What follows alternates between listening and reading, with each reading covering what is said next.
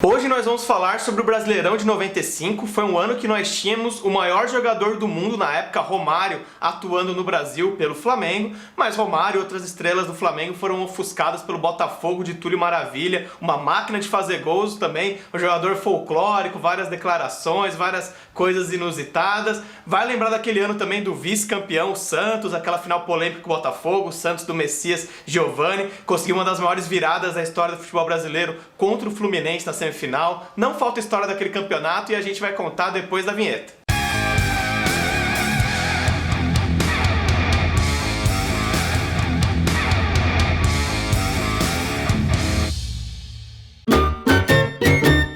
Naquele ano a gente teve pela primeira vez um Brasileirão com a vitória valendo 3 pontos, até então valia 2 pontos, e a gente vai tentar explicar o regulamento. A primeira fase tinha 24 clubes, todos jogavam contra todos em turno único, porém organizados em duas chaves de 12 para efeito de classificação. Na primeira etapa, com 11 rodadas, os jogos eram dentro de cada chave. Na segunda etapa, com 12 rodadas, os clubes da chave A enfrentavam os da chave B. Classificavam para a final apenas os vencedores de cada chave em cada etapa. Caso o mesmo clube viesse a vencer os 2 turnos, ganharia um ponto extra para a semifinal. Nesse caso, iria para a semifinal também a equipe que terminasse em segundo lugar em pontos ganhos no grupo. O rebaixamento era com as duas equipes que somarem menos pontos nos 2 turnos da primeira fase, e na fase final a gente tinha semifinal e final, sistema eliminatório, ida e volta, com a vantagem de duplo empate aos clubes de melhor campanha. A gente vai contar como quase 3 décadas depois de ser campeão da Taça Brasil de 68, o Botafogo voltou a ser campeão nacional em 95. Depois de um período muito difícil, foram 21 anos de fila do Campeonato Carioca até 89, o Botafogo no final dos anos 80, começo dos anos 90, teve um período glorioso, né? Fazendo jus ao apelido do clube. Foi bicampeão carioca em 89 e 90, foi vice do Brasileiro de 92, era uma final que o Botafogo era até favorito contra o Flamengo, acabou perdendo o clássico na final. Aquela final ficou marcada pela tragédia ali, caiu uma parte da arquibancada do Maracanã, morreram 3 pessoas, e em 93 o Botafogo ganhou também a Copa Conmebol. Nesse período, essas vitórias do Botafogo tinham muito a ver com os investimentos do Emil Pinheiro, que era um bicheiro, o famoso bicheiro carioca, que foi dirigente do Botafogo, chegou a ser presidente do clube, colocava dinheiro no clube na época, então teve esses anos gloriosos ali até 93. Na temporada de 94 o Botafogo não ganhou taças, mas foi reformulando o elenco para chegar em 95 forte. Em 94 teve inclusive uma derrota de 7-1 do Botafogo para o Fluminense, um ponto baixo nesse começo vitorioso de anos 90, mas depois disso foi só alegria, e em 94 o time já foi então montando a base do time de 95. Chegaram em 94 o meia Sérgio Manuel, ex-Santos e Fluminense, o zagueiro Wilson Gotardo, que já tinha passado pelo Botafogo e vinha do Marítimo de Portugal, o lateral Wilson Goiano, ex-Goiás e América Mineiro, e o goleador Túlio Maravilha, que já tinha sido artilheiro do Brasileiro de 89 pelo Goiás e vinha de temporadas no Sion da Suíça. O time já tinha Wagner no gol, um grande ídolo da torcida. Na época teve uma história de bastidores que ele tinha problema para enxergar à noite, mas o próprio desmentiu essa história, suas atuações falam por si, era um goleiro muito seguro. E ainda vinha nas categorias de base o promissor meia Beto, que depois ficaria conhecido pelo apelido de Beto Cachaça.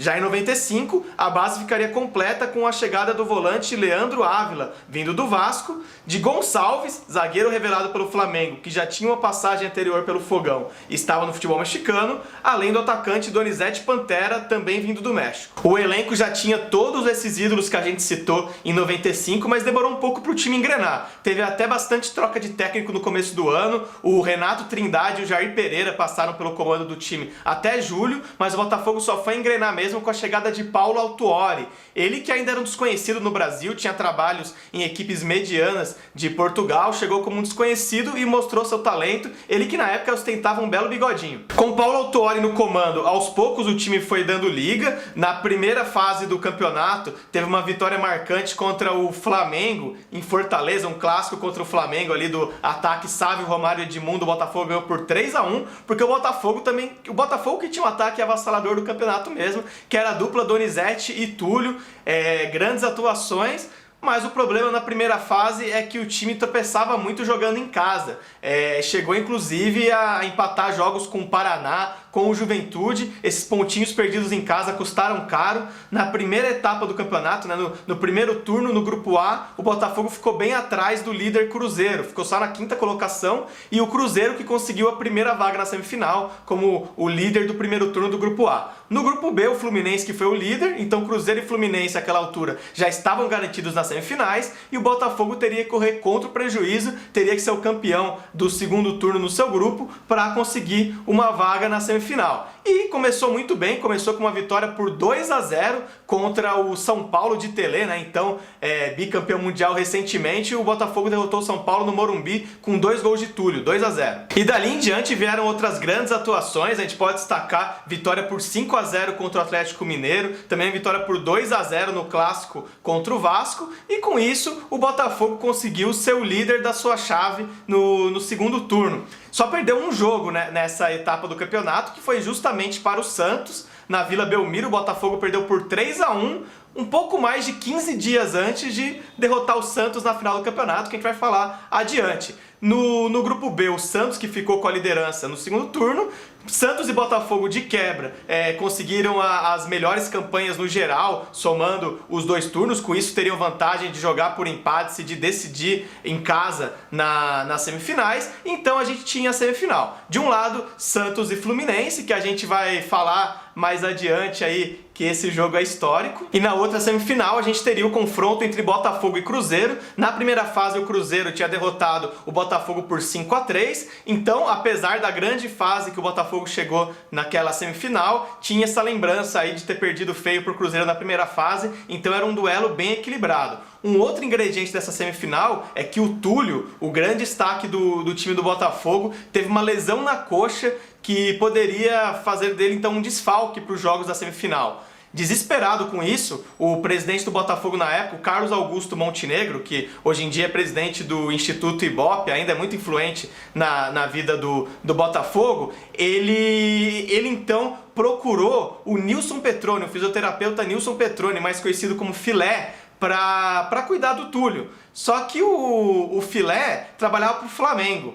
Então, ao saber disso, o Lídio Toledo, que era o médico do Botafogo, pediu demissão. Falou, como assim, né? Você tá pedindo ajuda pro médico do Flamengo. Mas foi o que aconteceu. O Lídio Toledo, que também, por muito tempo, foi médico da seleção brasileira, né? Teve isso aí. Acabou dando certo porque o Túlio chegou em condições de disputar as semifinais, não só disputou, como fez um gol no Mineirão. O Botafogo empatou por 1-1 no jogo no Mineirão, o Paulinho Vieira fez o gol cruzeirense. No jogo de volta no Maracanã, os dois times voltaram a empatar por 0-0, o Botafogo tinha vantagem dos 2 empates e acabou eliminando o Cruzeiro na semifinal e fez a final do campeonato com o Santos. Foi uma final muito celebrada na época porque os 2 times vinham de longas filas de títulos nacionais. E fora isso, a imprensa lembrou muito dos Botafogos e Santos históricos, né, dos anos 60, com Pelé e Garrincha. Agora os craques eram do lado botafoguense o Túlio, do lado santista o Giovani, e realmente foram 2 grandes finais que tiveram polêmicas que a gente vai falar mais adiante. Na ida, no Maracanã, o Botafogo ganhou por 2-1, gols do Túlio e do Wilson Gotardo, o Giovani fez o gol santista, e na volta o Botafogo saiu na frente com o gol do Túlio, o Santos ainda reagiu e empatou com o gol do Marcelo Passos, mas 1-1 deu o título pro Botafogo, e aí o Túlio virou de vez o rei do Rio naquela noite, né? O rei do Brasil. O Túlio mandava e desmandava, a gente vai mostrar aí na festa botafoguense, ele pegou lá a bola da final, ergueu e tal, e numa entrevista ele não só comeu peixe pra provocar o santista, como ele ainda mandou o presidente do Botafogo ficar quieto, que ele ia dar entrevista. A comemoração, deixa eu falar, presidente, comemoração do título, da humildade, do respeito ao adversário, da simplicidade, e é pra vocês, torcida do Fogão, que acreditou do começo até o final. Vamos comemorar. Vamos comemorar. Vamos relembrar a escalação do Botafogo campeão. O Botafogo foi a campo no jogo decisivo com Wagner no gol, Wilson Goiano, Wilson Gotardo, Gonçalves e André Silva na defesa, Moisés entrou depois, no meio-campo Leandro, Jamir, Beto e Sérgio Manuel, e no ataque Donizete, Pantero e Túlio, treinados por Paulo Autuori. O Túlio foi a grande estrela daquele campeonato, dentro e fora de campo, fazia muitos gols, fora de campo tinha as declarações folclóricas, tudo isso, mas o craque daquela competição foi o Giovani dos Santos. Vamos concordar com a revista Placar, que deu o prêmio Bola de Ouro para o Giovani naquela edição. Foram muitas atuações mágicas, a mais lembrada delas foi na semifinal contra o Fluminense, quando ele inclusive ganhou 10 no prêmio Bola de Prata da Placar, uma coisa rara de acontecer. E o Giovani, ele chegou no Santos desconhecido em 94, já tinha passado pelos 3 grandes times do Pará, ele que é do estado do Pará, tinha passado por Tunaluso, Remo e Paysandu, tinha jogado também no Grêmio São Carlense, chegou no Santos desconhecido, mas aos poucos virou ídolo da torcida e o próprio Pelé reconheceu que a camisa 10 dele estava muito bem vestida no Giovani. Ele chegou na seleção brasileira em 95, fez 17 gols naquele campeonato, foi o vice-artilheiro, deu muitas assistências e foi fundamental para o Santos chegar no vice-campeonato. A torcida santista inclusive criou uma torcida organizada chamada Testemunhas de Giovani, em referência aos Testemunhas de Jeová. E depois disso, né, nessa primeira passagem, o Giovani não chegou a ser campeão pelo Santos de torneios oficiais, mas, enfim, recuperou a autoestima santista, depois foi jogar no Barcelona, virou ídolo no Olympiacos da Grécia e mais tarde retornou para o Santos na segunda passagem, aí sim, ele foi campeão paulista e da Copa do Brasil de 2010, inclusive falam que ele ajudou a trazer o Paulo Henrique Ganso, que também é do estado do Pará, para o Santos, jogou com Ganso, Neymar, foi bem legal a volta do Giovani, jogou também em 2005 pelo Santos, teve outras voltas pelo Santos e isso foi bem legal. O Túlio já tinha sido artilheiro 2 vezes do Campeonato Brasileiro, em 89 e 94. Em 95 repetiu a dose e foi o seu melhor ano, foi o auge da carreira. Pela seleção brasileira, por exemplo, em 95, ele foi vice-artilheiro da Copa América daquele ano, ficou só atrás do argentino Batistuta e do mexicano Luiz Garcia. Ao todo ele fez 50 gols na temporada de 95, sendo 23 pelo brasileiro, que fizeram dele artilheiro daquele ano. Na controversa conta dos 1000 gols da carreira do Túlio, dos 1000 golzitos, pelo menos esses 50 da temporada de 95 a gente pode confirmar, e eram marcantes as comemorações que ele fazia depois dos gols, chegou a fazer gol dando o soco do Pelé no ar, por exemplo, enfim, era um jogador muito midiático. Para se ter uma ideia do marketing que ele fazia, ele era patrocinado pela 7-Up, né, pelo refrigerante 7-Up, assim como o Botafogo também era patrocinado, e por isso ele trocou de camisa, era o camisa 9 e virou o camisa 7 por causa disso. Uma coisa que depois ele fez no Corinthians também, quando ele passou pelo Corinthians, ele usou a camisa 12 em referência ao patrocinador, o Banco Excel, que dava 12 dias sem juros no cheque especial. Então, e ele acabou escolhendo por um motivo midiático ser o camisa 7, mas coincidiu que camisa 7 é uma camisa histórica, o Botafogo, a camisa do Garrincha. Então, sem dúvida, o Túlio é um dos maiores ídolos do Botafogo e fica essa lembrança de que ele usou a camisa 7 em 95. Atrás dele, no ranking dos artilheiros daquele brasileiro, a gente teve então o Giovani com 17 gols e abaixo dele 2 cruzeirenses, o Marcelo Ramos com 14 gols e o Paulinho McLaren, que também jogou pelo Santos outros períodos, com 12 gols. Não tem como a gente escolher outro jogão para esse campeonato, é uma das partidas mais memoráveis da história do Campeonato Brasileiro, o jogo de volta da semifinal de 95. Na ida, o Fluminense ganhou por 4-1 do Santos e não só o Santos foi humilhado, como ainda teve 2 expulsos, 2 dos maiores destaques do time, o Robert e o Jameli, foram expulsos e não poderiam jogar na partida de volta. O Fluminense tinha um time muito forte, né, tinha sido campeão carioca no primeiro semestre, tinha o Renato Gaúcho como sua maior estrela, mas tinha outros nomes importantes para o futebol brasileiro, inclusive o jovem Vampeta, começando ali, né, aparecendo para o Brasil pelo Fluminense. Parecia impossível reverter a vantagem do tricolor carioca comandado por Joel Santana, mas chamou a atenção a confiança dos santistas depois de perderem por 4-1 no Maracanã. O técnico Cabralzinho disse que o time tinha sim condições de reverter a desvantagem no jogo de volta, e o Giovani não só disse que o Santos ia se classificar, como disse que ele ia fazer 2 gols no jogo de volta. Nascia ali o Messias, porque ele adivinhou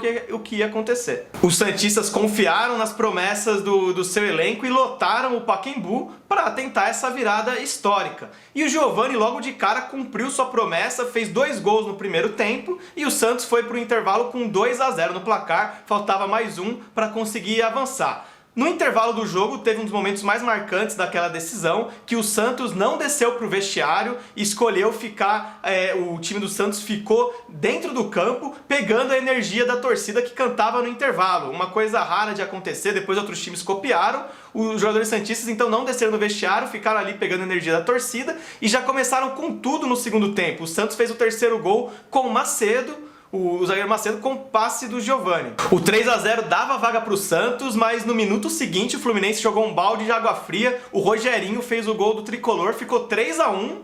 E aí o Santos foi de novo à luta, conseguiu abrir 5-1, fez 2 gols com Camanducaia e Marcelo Passos. Aos 38 do segundo tempo o Santos tinha vaga de novo ali com 5-1, mas o Fluminense foi buscar um 5-2, fez seu segundo gol com o Rogerinho de novo, e aí o Fluminense só precisava de mais um gol para conseguir, né, ir para a final do campeonato, fez uma pressão nos minutos finais, mas não deu. O Santos conseguiu então essa virada histórica, reverteu a derrota de 4-1 na ida, ganhou de 5-2 na volta, 6-6 no placar agregado, Santos na final do Brasileiro de um jeito histórico. Em 2016, portanto mais de 20 anos depois da final de 95, o Giovani postou uma foto nas redes sociais ao lado do árbitro Márcio Rezende de Freitas e colocou a legenda: "Tenho certeza que até hoje ele pensa naqueles gols da final de 95, ele errou feio e tirou o meu título." Dá pra ver como aquela final não desce pros santistas. Enfim, a verdade é que o Márcio Rezende de Freitas errou pros dois lados.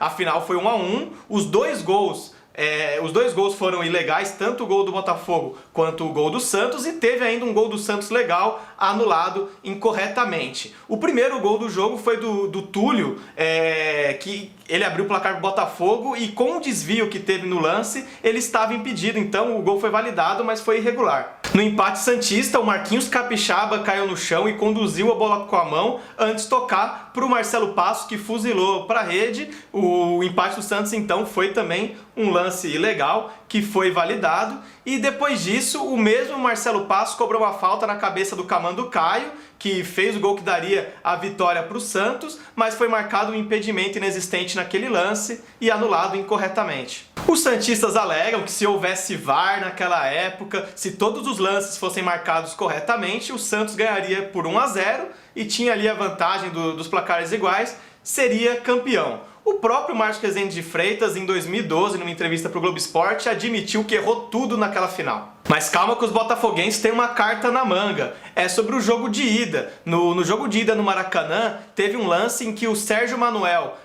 foi derrubado na entrada da área, mas mesmo assim ele conseguiu tocar para o Túlio, que saiu livre na cara do gol, diante do goleiro santista Edinho. Poderia marcar ali o gol que daria 3-1, né? Daria uma vantagem maior para o Botafogo no jogo de ida. Então os botafoguenses alegam isso, que se não tivesse sido marcado incorretamente, se não tivesse sido marcada a falta naquele lance e o árbitro Sidraque Marinho desse a vantagem pro Botafogo naquele jogo, né? O Túlio saísse cara a cara ali no gol, poderia ser 3-1 o jogo. Com isso o Botafogo teria uma vantagem maior e poderia perder por um gol de diferença na volta, que não ia fazer diferença. Então as duas torcidas têm o que alegar. A verdade é que a arbitragem foi desastrosa nos dois jogos das finais de 95. Não existem muitas dúvidas para eleger a grande decepção daquele ano. O Flamengo vivia seu centenário em 95 e o presidente Kleber Leite resolveu montar um timaço. Começou trazendo o técnico Vanderlei Luxemburgo, que tinha sido bicampeão brasileiro com o Palmeiras em 93 e 94, foi comandar o Flamengo e ele teria então um elenco muito forte. O Flamengo trouxe ídolos de seus rivais.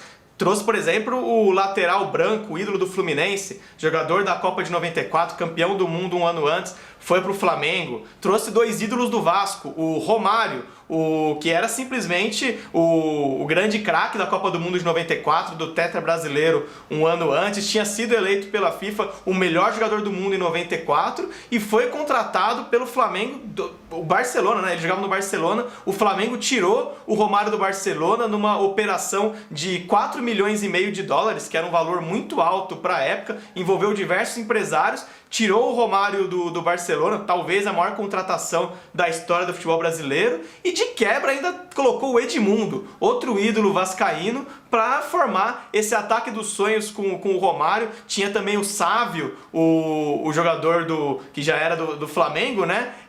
Bom, o Romário e o Edmundo juntos fizeram muito marketing, né, para começar. Fizeram, por exemplo, o rap dos Bad Boys.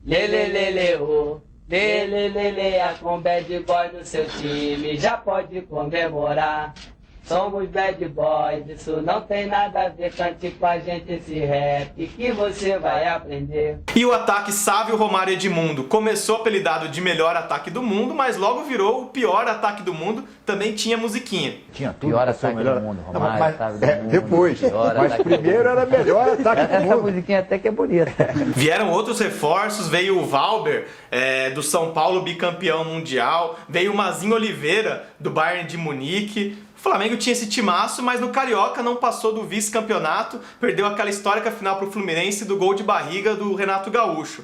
Depois do Brasileiro vieram mais reforços, o time trouxe o zagueiro Ronaldão, também marcado pelo bicampeonato mundial do São Paulo, trouxe o Djair, ídolo do Botafogo, mas parecia que quanto mais se reforçava, a situação do Flamengo piorava. Mesmo com esse timaço no papel, o Flamengo correu seríssimos riscos de rebaixamento no Brasileiro de 95, fez a pior campanha do seu grupo no primeiro turno da primeira fase, só se recuperou um pouco no segundo turno, que foi o que serviu para pelo menos evitar o rebaixamento no Centenário. O Flamengo terminou em 21º de 24 equipes, ganhou só 5 partidas, empatou 9 e perdeu 9, um desempenho desastroso. Ainda teve uma chance de salvar o ano, que foi a final da Supercopa da Libertadores, mas acabou perdendo o título para o Independiente da Argentina no Maracanã lotado, com 100 mil pessoas, uma temporada para esquecer. Outros grandes clubes também decepcionaram naquele Brasileirão. O Vasco fez campanha só um pouquinho menos pior que a do Flamengo. O Grêmio e o Corinthians, que foram os finalistas da Copa do Brasil de 95, também foram muito mal naquele Brasileirão, mas nada que se compare ao vexame do Flamengo com um timaço no ano do centenário, quase rebaixado. Era uma época que o Bragantino vinha de boas campanhas, já tinha sido vice-campeão do Brasileirão em 91, em 95 fez bonito de novo, ficou com a 6ª colocação no geral, que serviu para se classificar para a Copa Conmebol do ano seguinte, que foi a terceira da história do Bragantino até então, né? Disputava competições internacionais naquela época. O grande destaque do Bragantino em 95 foi o Kelly, que depois virou ídolo do Atlético Paranaense. Um outro time que a gente vai destacar também, que fez bonito naquele campeonato e não era tão esperado, foi o Goiás, que conseguiu a 8ª colocação, uma bela campanha para quem vinha da Série B no ano anterior, e no ano seguinte o Goiás ainda conseguiu ser 4º colocado no Brasileirão de 96, a gente já contou essa história num vídeo. Paysandu e União São João foram os rebaixados daquele Brasileirão. O Paysandu até que brigou até o fim para não cair, com times como o Flamengo, né, disputou ali o rebaixamento, mas o União São João não. O União São João fez uma campanha desastrosa, ganhou só 2 jogos, empatou 3 e perdeu 18.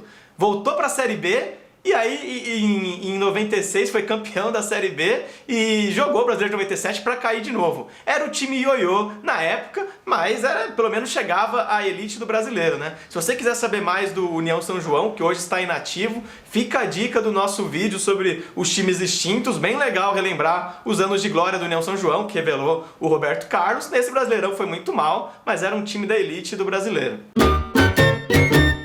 Como a gente já disse, o Vasco fez uma campanha parecida com a do rival Flamengo também, foi ameaçado do rebaixamento, só ficou na frente do Flamengo na classificação geral pelo número de vitórias, mas pelo menos teve o gostinho de aplicar a maior goleada daquela edição, que foi um 6-1 contra o Paysandu. O Vasco tinha muito poder de fogo, né? Tinha jogadores como o Valdir Bigode, Juninho Pernambucano, também Leonardo, Pimentel, alguns nomes marcantes daquele time. E um outro jogo histórico do Vasco naquela edição foi uma das viradas que fez o Vasco ganhar o apelido de time da virada, né? Que a torcida fala até hoje. Contra o Santos, que foi vice-campeão brasileiro na Vila Belmiro, o Vasco saiu perdendo por 2-0, mas ganhou o jogo por 5-3. Foi o dia, aliás, que foi a estreia do Juninho Pernambucano com a camisa vascaína. Outras goleadas que a gente pode destacar daquela edição foram o 5-0 do Botafogo contra o Atlético Mineiro e 5-0 do Cruzeiro contra o Bahia. E é isso, gente, o campeonato de 95 era muito pedido, talvez por essa final tão polêmica, né? Comente aí o que você se lembra daquele campeonato, torcida santista, torcida botafoguense, torcida flamenguista, lembrar do pior ataque do mundo, enfim, todo mundo pode comentar alguma coisa daquele campeonato, foi um dos brasileirões mais legais mesmo. E fica então o pedido para vocês interagirem com a gente, falarem também qual o próximo brasileiro que você quer que a gente conte a história aqui no Aquele Brasileirão. Obrigado, gente, até a próxima, tchau, tchau!